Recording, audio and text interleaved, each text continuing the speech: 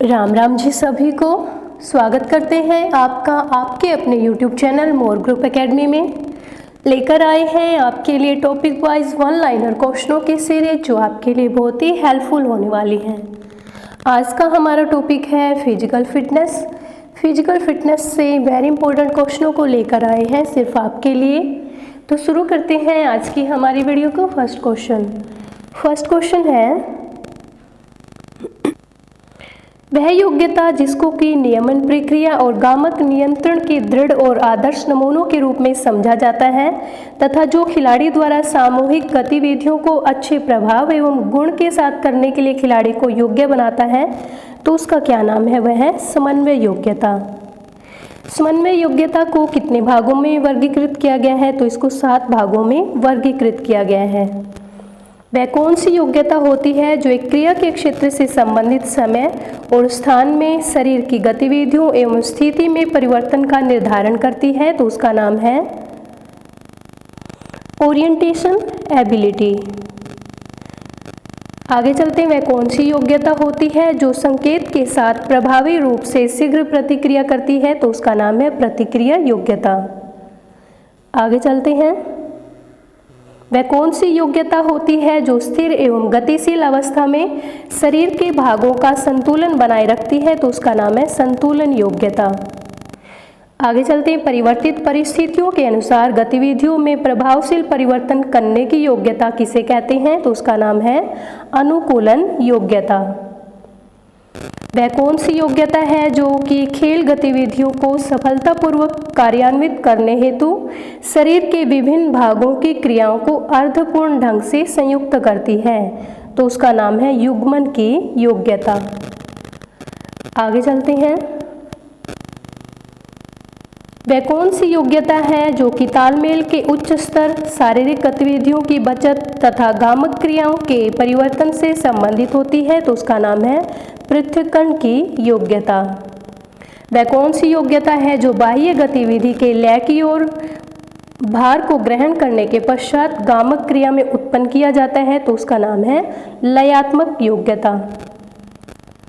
जो बाह्य गतिविधि के लय की ओर भार को ग्रहण करने के पश्चात गामक क्रिया में उत्पन्न की जाती है, उसका नाम है लयात्मक योग्यता।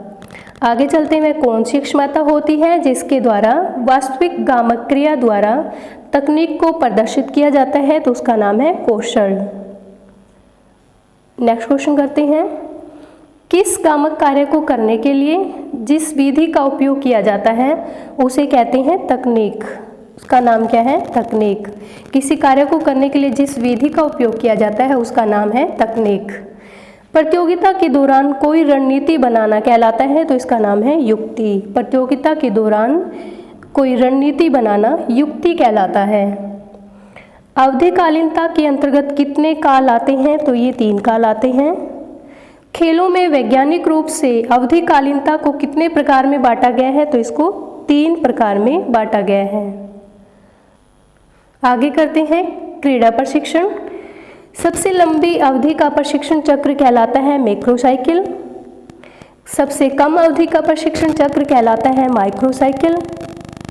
3 से 6 सप्ताह तक चलने वाला प्रशिक्षण चक्र कहलाता है, तो इसका नाम है मेसोसाइकिल। आगे करते हैं, 3 से 10 दिन तक चलने वाला प्रशिक्षण चक्र कहलाता है, तो इसका नाम है माइक्रोसाइकिल।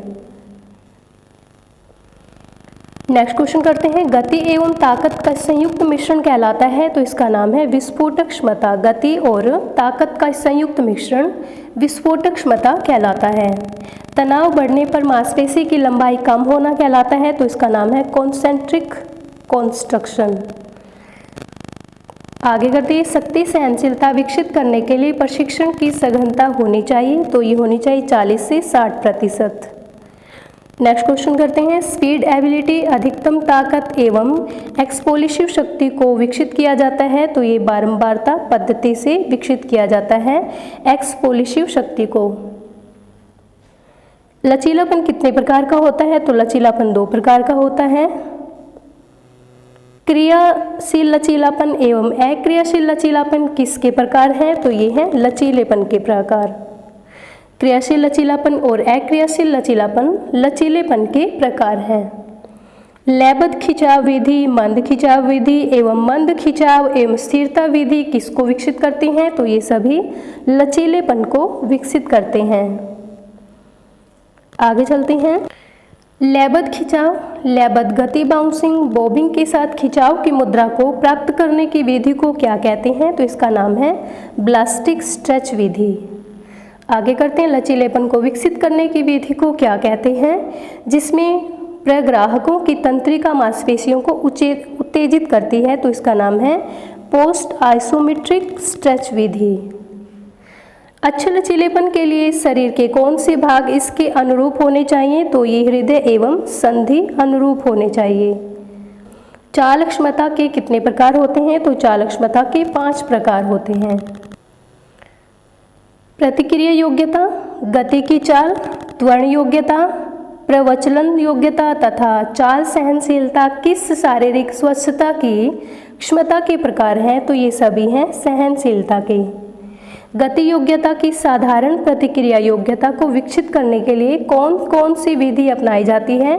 तो इनका नाम है पुनरावृत्ति विधि और संवेदी विधि। आगे करते हैं। गति योग्यता की जटिल प्रतिक्रिया योग्यता को विकसित करने की कौन कौन सी विधि अपनाई जाती है? तो इनका नाम है पूर्वानुमान एवं अनुक्रिया। आगे चलते हैं। तेज गति से किसी चाल की पुनरावृत्ति, आसान सी स्थिति में किसी चाल का अभ्यास कराना एवं अभ्यास को तेज एवं लयात्मक तरीके से कराना, यह सभी किसको विकसित करने के लिए कराया जाता है? तो ये सभी कराया जाता है गति चाल को विकसित करने के लिए कराया जाता है। चाल सहनशीलता को विकसित करने के लिए किन विधियों का उपयोग किया जाता है? तो इनका नाम है पुनरावृत्ति विधि और अंतराल विधि। चाल सहनशीलता को विकसित करने के लिए पुनरावृत्ति विधि और अंतराल विधि का प्रयोग किया जाता है।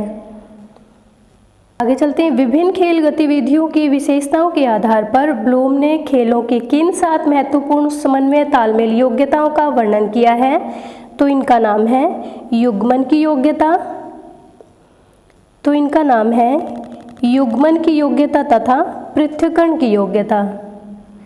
स्फूर्ति को प्रभावित करने वाले तत्व हैं आयु, मौसम और थकावट।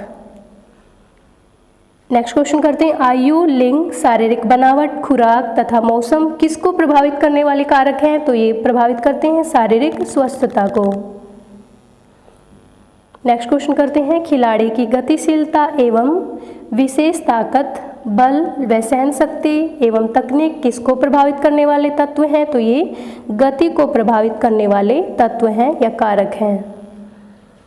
उन्नत स्वास्थ्य एवं तंदुरुस्ती में सुधार, उन्नत रंग रूप एवं सामाजिक जीवन का बढ़ना, दमकम बढ़ना, ये सभी लाभ किससे होते हैं? तो ये सभी लाभ होते हैं शारीरिक स्वस्थता से। एक ही स्थान पर दौड़ने पर लगभग कितने कैलोरी की खपत होती है? तो लगभग 550 किलो कैलोरी की आवश्यकता होती है। 6 मील पर घंटे की रफ्तार से साइकिलिंग करने पर लगभग कितने कैलोरी ऊर्जा का व्यय होता है? तो ये होता है 4000 से 5000 किलो कैलोरी का। 4 मील पर घंटा की दर से चलने पर कितने कैलोरी ऊर्जा की आवश्यकता होती है, खपत होती है? तो ये होती है 2500 से 3000 किलो कैलोरी की खपत होती है।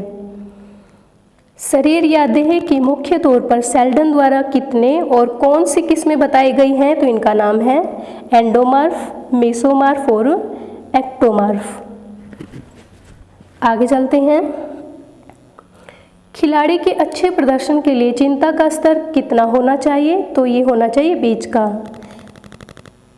एक खिलाड़ी को अपने अभ्यास से लगभग कितने घंटे पहले भोजन ले लेना चाहिए? तो 3 से 4 घंटे पहले भोजन ले लेना चाहिए खिलाड़ी को। कौन सा समय कसरत के लिए सर्वश्रेष्ठ माना जाता है? तो सुबह का समय सर्वश्रेष्ठ माना जाता है कसरत के लिए। आगे करते हैं शारीरिक स्वस्थता।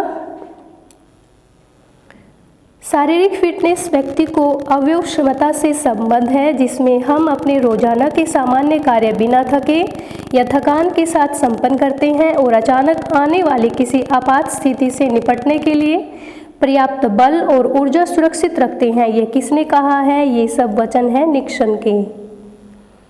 फिजिकल फिटनेस को कितने भागों में विभाजित किया जा सकता है? तो ये 2 भागों में विभाजित किया जा सकता है फिजिकल फिटनेस को। फिजिकल फिटनेस को कौन से 2 भागों में वर्गीकृत किया गया है? तो इनका नाम है health related fitness, motor skin related fitness.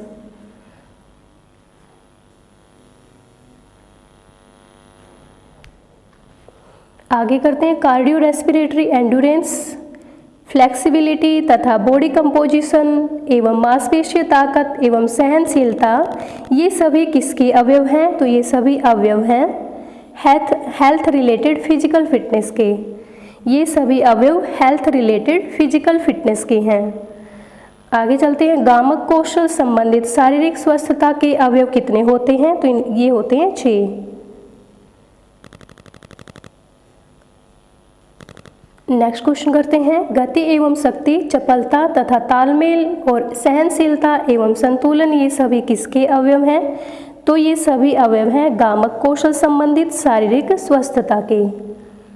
Next question करते हैं, किसी कार्य को कम से कम समय में पूरा करने वाले अवयव को क्या कहते हैं? तो इसका नाम है गति।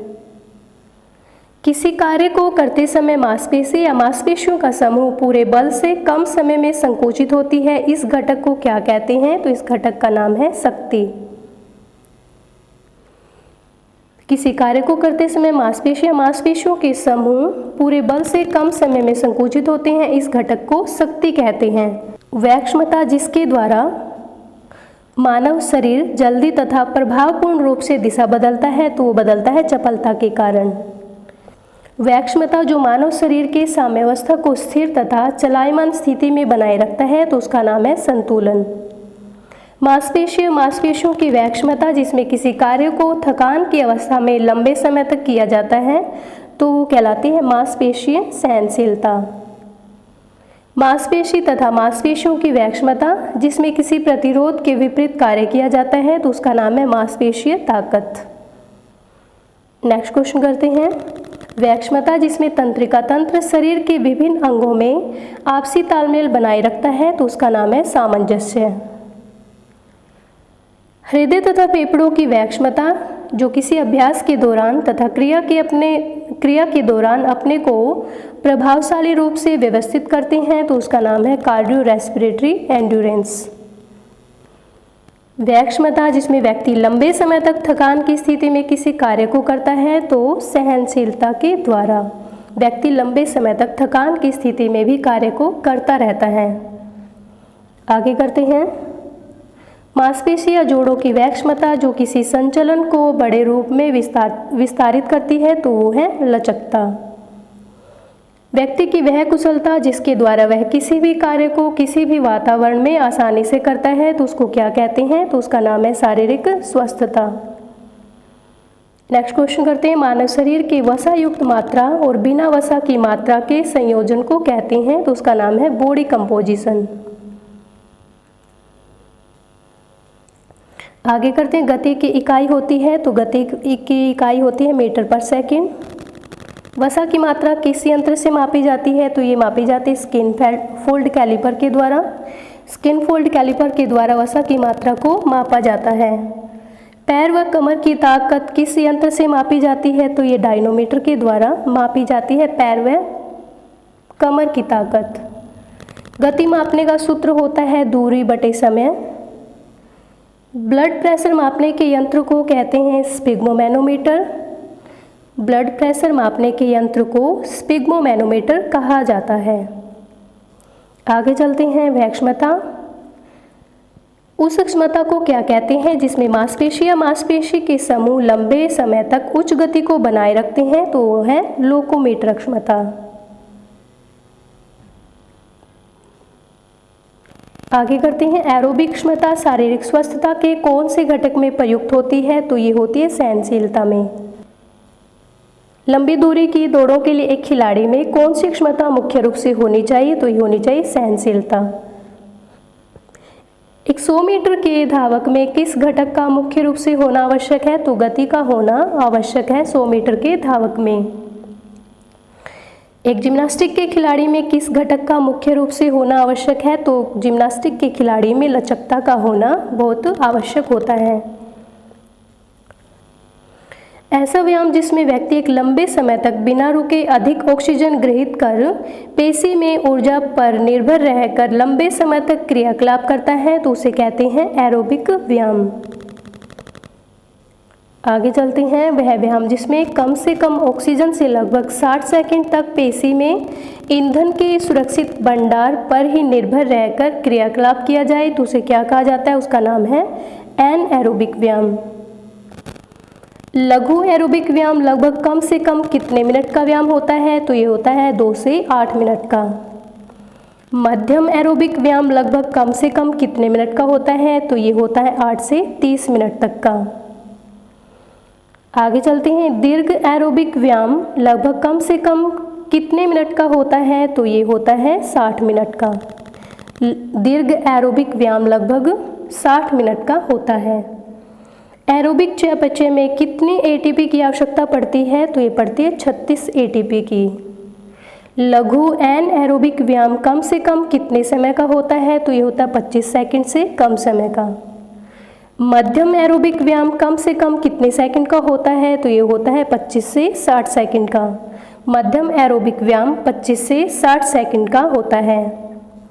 आगे चलते हैं, दीर्घ एन एरोबिक व्यायाम कम से कम कितने समय का होता है, तो ये 60 से 120 सेकंड का होता है दीर्घ एन एरोबिक व्यायाम का समय।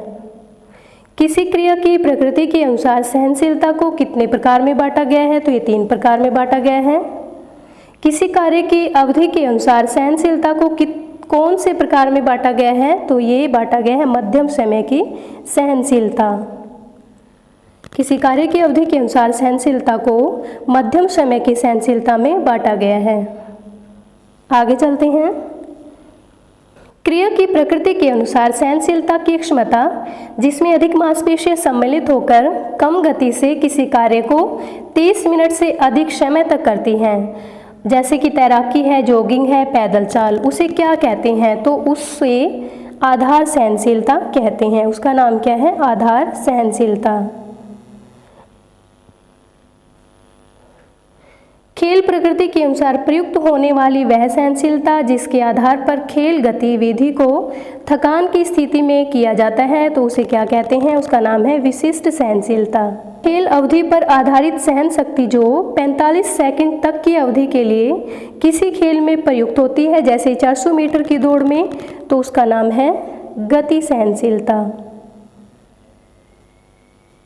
आगे करते हैं, खेल क्रिया की अवधि पर आधारित सहन शक्ति जो 45 सेकंड से 2 मिनट के लिए प्रयुक्त होती है, तो उसका नाम है एनएरोबिक सहनशीलता।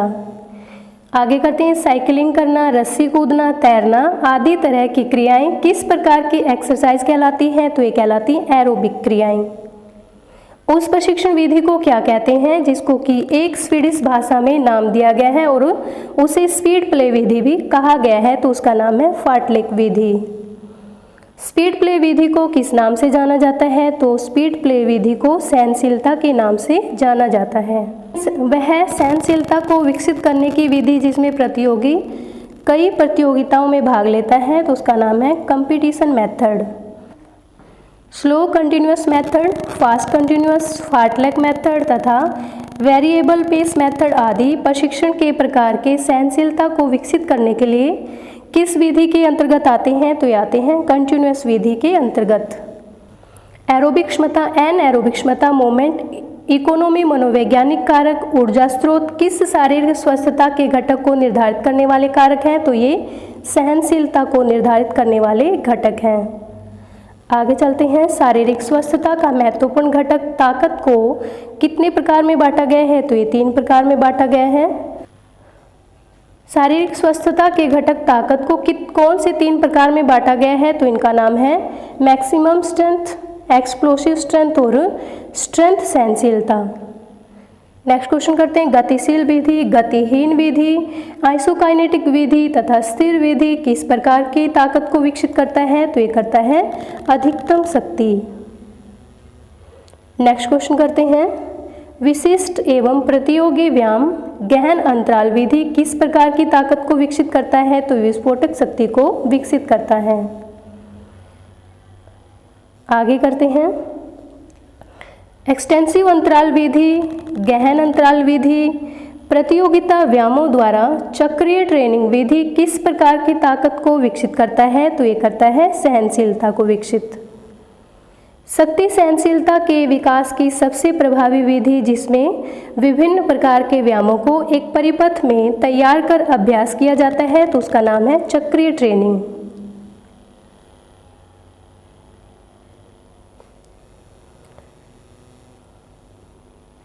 आज के लिए इतना ही, मिलते हैं नेक्स्ट वीडियो में। तब तक के लिए आप सभी को मेरा राम राम।